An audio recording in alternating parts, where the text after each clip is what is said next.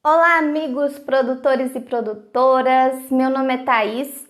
Eu ajudo produtores de soja a lucrarem o equivalente a 3 safras em apenas uma. Nós vamos conversar sobre ferrugem asiática. Hoje, o que a ferrugem asiática impacta no nosso 3 em 1. A princípio, eu gostaria de fazer um apanhado geral com vocês sobre o consórcio antiferrugem, que foi implantado aqui no Brasil pela Embrapa, uma agência de pesquisa, brasileira, juntamente com outras instituições de pesquisa e de ensino, para estudar sobre essa doença. E a partir de então, foi implantado lá em 2004 o consórcio antiferrugem, em que foram gerados vários estudos e abordado vários temas para se conhecer melhor essa doença e poder começar a implantar medidas de controle, de manejo, para que o nosso país pudesse estar livre dessa doença que vocês vão ver, no decorrer desse vídeo, que pode prejudicar demais a nossa produtividade e a qualidade das nossas sementes e das nossas lavouras. Então, para começar, o consórcio antiferrugem, ele teve início lá em 2004, O primeiro caso de ferrugem asiática no Brasil aconteceu em 2001.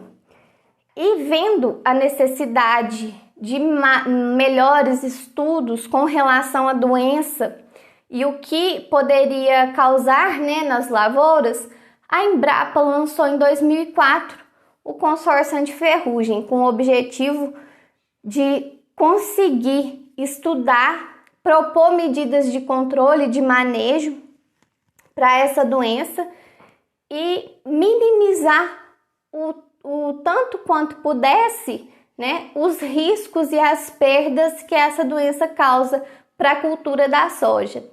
Inclusive, eu entrei na faculdade em 2010, quando foi no segundo semestre de 2010, eu já comecei a trabalhar no setor de sementes da UFLA, da Universidade Federal de Lavras.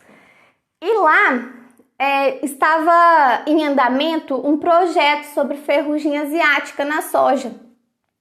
E eu tive o prazer de participar desse projeto, Entrei como estagiária, comecei a estagiar junto com o mestrando da época, que era o Bruno, e juntos lá nós conseguimos desenvolver um trabalho voltado para o que a ferrugem asiática pode causar na qualidade final de sementes de soja. E eu pude aprender muito com esse trabalho. E hoje, como esse assunto está em foco, pelo aparecimento de 2 casos lá no Paraná, muitas perguntas relacionadas à ferrugem asiática têm chegado até a mim. Então, sempre perguntando, mas por que no Paraná? Por que esses casos estão aparecendo lá? Tem a ver com a divisa ali, está muito próximo à fronteira com o Paraguai? Será que é por isso ou não? Se as outras regiões estão correndo risco iminente, norte da Bahia, centrão ali do Brasil, Goiás, Rio Verde, Mato Grosso, aqui em Minas, se nós estamos correndo risco por aqui. Então, eu vou conversar com vocês, fazendo esse link com o desenvolvimento da doença, quais são as condições favoráveis para que ela se desenvolva, o porquê de estar aparecendo mais casos lá no Paraná e com as condições climáticas que eles estão vivenciando hoje, além de fazer esse link com o nosso 3 em 1. O que isso vai refletir na nossa lucratividade lá no final da safra, ok? Então, a ferrugem asiática, pessoal, ela é uma doença que possui ela inicia assim, ó. Tem a folha ali da soja, né? Então vão começar a aparecer pequenos pontos mais escuros que o tecido ali da folha. Então fica tipo um verde escuro ou um pontinho meio cinza, meio acinzentado na folha. Vai aparecer quando eu coloco essa folha contra a luz do sol, a gente consegue observar com mais facilidade esses pontos.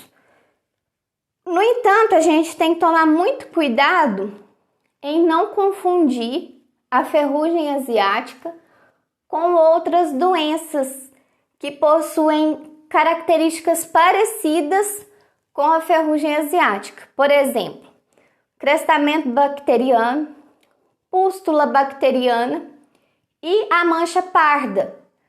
Todas essas doenças possuem essas manchinhas na folha, né? Forma pequenos pontos necrosados ali na folha. Como que a gente vai reconhecer então se é ferrugem ou não? Ah, Thaís, mas pareceu, tem nome, as folhinhas aqui tá cheia de pontinho mais escuro. E agora? Será que é ou não ferrugem? Então, a gente vai pegar a folha, virar ela na parte abaxial, ou seja, na parte de baixo da folha, a gente vai notar um pozinho, que são os esporos desse fungo. Essas estruturas são chamadas urédias, que são os esporos do fungo. Então, você vai olhar a face abaxial ali da folha, o lado de baixo da folha. Se você notar que tem um pozinho assim, bem fininho, são os esporos desse fungo, são as estruturas reprodutivas desse fungo. Então, a gente tem que ficar atento quanto a esses sintomas, para que a gente possa identificar o quanto antes a ferrugem asiática. Se essa identificação não é feita no momento correto, as perdas podem ser de 10 até 90% de produtividade. Por que isso? Quando a planta está infectada, começa a haver quedas das folhas, ou seja, das estruturas que estão infectadas. A ferrugem asiática, ela infecta a planta por inteiro. Então não vai estar só ali na folha, vai estar no caule, vai estar nas vagens. Infectando as vagens, não vai haver uma formação completa dos grãos ou sementes ali, e isso vai afetar sobremaneira o nosso 3 em 1. Concordam comigo? Se eu tenho uma queda em produtividade e se a doença ataca inclusive as vagens, eu vou ter prejuízo na qualidade também. Então são os dois fatores principais que compõem o meu 3 em 1. Que compõe a minha lucratividade de 3 safras em uma. Então, a ferrugem asiática, ela é terrível para o nosso 3 em 1. Então, a partir do momento que é identificado, a gente corre sério risco de não atingir o nosso objetivo, de não atingir o objetivo de uma lucratividade eficiente dentro da nossa lavoura. Certo? E quando a gente para pensar, os esporos estão ali, na folha. Vem o vento, leva esses esporos a distâncias bem longas, certo? Se esses esporos batem, encontram uma estrutura com uma umidade alta, e numa faixa de temperatura entre 18 e 26 graus Celsius, esses esporos vão infectar a minha planta. Vão infectar e vão trazer prejuízos relacionados à doença, certo? esse fungo ele só sobrevive em plantas vivas, ou seja, ele é um parasito obrigatório ou biotrófico, né? Tem essas duas denominações. Como que... Thaís, mas então, eu colhi, né, no campo de produção, vamos supor que estava infectado, o anterior. Se eu colhi, se eu fiz o vazio sanitário, se eu controlei as plantas daninhas na entre-safra, eu não vou ter problema na minha próxima safra, porque o fungo não sobreviveu. Se ele precisa de plantas vivas para sobreviver, significa se eu não tiver planta viva na minha área, que ele não vai sobreviver. Não é verdade? E visto, pessoal, que esse fungo ele se desenvolve melhor em umidade alta e temperaturas entre 18 e 26 graus, que relativamente é uma temperatura mais amena, é que a gente começa a observar o porquê de estar aparecendo casos no Paraná. Hoje já são 2 casos registrados lá no Paraná. Nesses últimos dias está chovendo muito lá. Tanto é que várias cidades já registraram situação de calamidade com relação às lavouras de soja, né? É uma situação muito triste que eles estão vivendo lá, porque houve alagamento de várias lavouras de soja. Isso nos entristece muito, né? Vai ser uma perda bem grande para o estado do Paraná. E por essas condições estarem favoráveis ao desenvolvimento da ferrugem asiática, é que estão aparecendo os casos lá. Já apareceram 2 casos, né? E é bem próximo ali à fronteira com o Paraguai. Não sei se vocês já notaram isso lá. Os primeiros sintomas, eles vão aparecer a partir do 5º dia. Então, ocorreu a infecção, houve contato do esporo com a planta hospedeira viva, começa então a haver infecção. O esporo entra pelos estômatos, geralmente é necessário dias mais frescos para que esse esporo consiga penetrar na planta através dos estômatos da folha, ou seja, os estômatos estão lá só bem abertos para receber a umidade, para receber a água, é onde há essa infecção. E é necessário um período dessa umidade de pelo menos 6 horas. Então, durante essas 6 horas é que vai ocorrer essa infecção. Consegue entender? Então, como lá está uma umidade relativa alta no ar, é onde se torna mais propício à infecção. Entenderam? E a partir dessa visão que a gente começa a ter, né, de como que acontece a infecção, de como ela se propaga, é que nós começamos a entender as medidas que nós devemos tomar, sejam elas preventivas ou de controle, certo? Quais são as medidas preventivas, então? Vamos pensar comigo, qualquer manejo que nós formos fazer na nossa lavoura, a gente tem que pensar primeiramente o que vai ser mais eficiente. Então, primeiramente, vamos pensar, se o fungo sobrevive somente em hospedeiros vivos, se eu não tiver hospedeiro vivo na minha área, ele não vai sobreviver, não é? Então, por isso que o vazio sanitário é uma das medidas mais importantes nesse caso.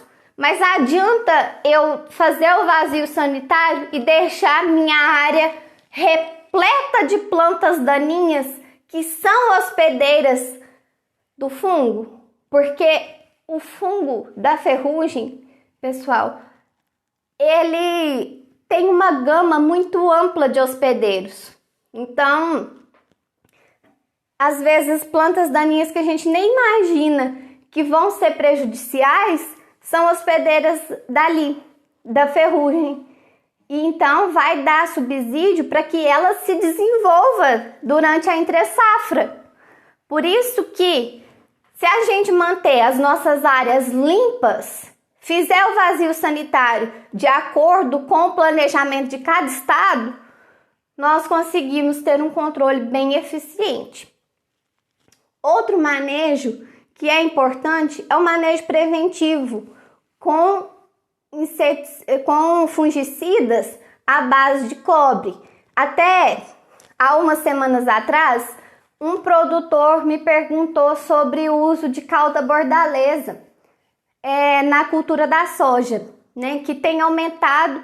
O custo é bem reduzido, porque para fazer a cauda bordaleza é um custo bem baixo e ele tem sido eficiente para a prevenção da ferrugem asiática. Então, é uma medida que pode ser implementada na nossa lavoura. A utilização da cauda bordaleza para a prevenção da ferrugem asiática.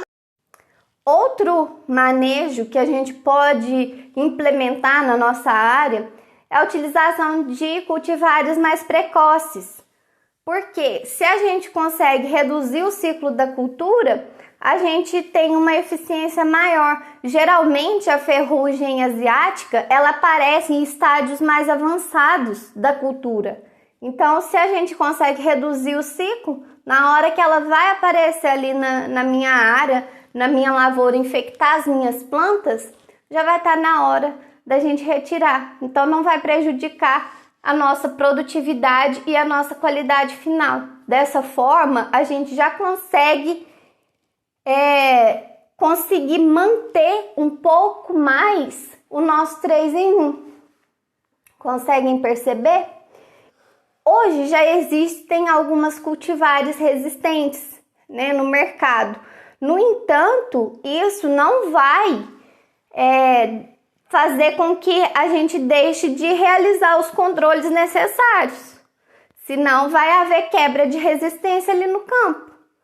Mesmo eu colocando no meu campo de produção uma cultivar resistente à ferrugem asiática, isso não vai dizer que eu não precise realizar os outros controles, os outros tipos de manejo. Hoje a gente sabe que o manejo integrado de doenças é essencial para o controle tanto das doenças quanto a manutenção das tecnologias que estão ali na minha cultivar, por exemplo, a resistência a uma certa doença. Então, se a gente realizar o manejo integrado de forma correta, nós conseguimos uma maior eficiência.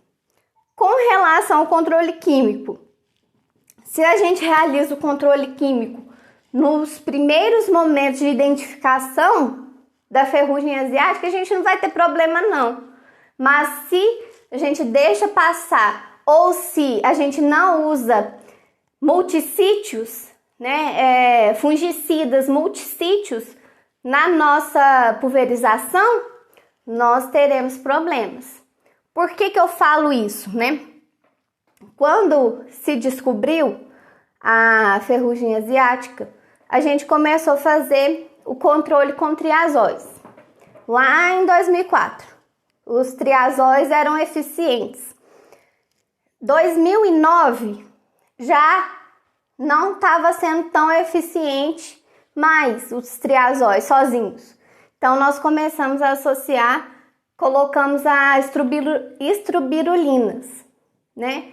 Fazendo o controle com a estrobilurina, já começou a ter um controle maior. Até que a estrobilurina começou a ter uma baixa eficiência. Então, a associação entre triazol e estrobilurina começou a ser mais eficiente do que um ou outro separado. Além dos triazóis e estrobirulinas associados, começamos a utilizar as carboxamida. Desculpa, carboxamida. Então, esses 3 ingredientes ativos estão sendo eficientes no controle da ferrugem asiática. Só temos que tomar muito cuidado para que a utilização desses fungicidas sejam realizados no momento correto, na dosagem correta, porque senão a gente vai prejudicar o nosso 3 em 1. Eu já conversei com vocês outras vezes que muitas vezes o excesso de fungicidas, inseticidas na nossa área, inclusive produtos que são utilizados como bioativadores, por exemplo, podem prejudicar nossa cultura. Vocês bem sabem disso. Então, tudo na dosagem correta vai refletir melhor na nossa produtividade, na nossa qualidade e no nosso 3 em 1. Entendem isso? Tudo certo quanto à ferrugem asiática? Vocês conseguiram entender? Conseguiram absorver alguma coisa? Se houver sugestões, peço que deixem nos comentários. Dúvidas, deixem nos comentários. E se você gostou, deixe seu like, curta, compartilhe com outras pessoas que você vê que necessita ver esse conteúdo, ok? E eu te aguardo no próximo vídeo. Até mais!